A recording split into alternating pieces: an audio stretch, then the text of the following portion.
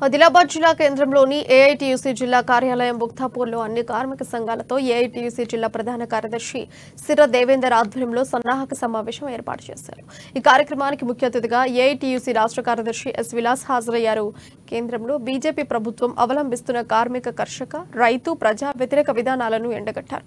నెల 16న జరిగే దేశవ్యాప్త సమ్మె గ్రామీణ భారత బంద్ను అన్ని కార్మిక సంఘాలు ఏకతాటిపైకి వచ్చి విజయవంతం చేయాలని పిలుపునిచ్చారు।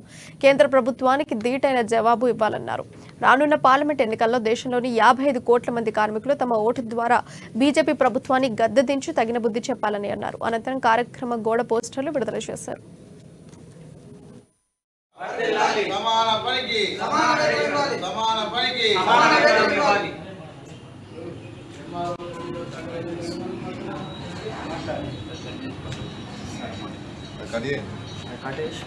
ఈరోజు కేంద్ర కార్మిక సంఘాల సమావేశం జరిగింది।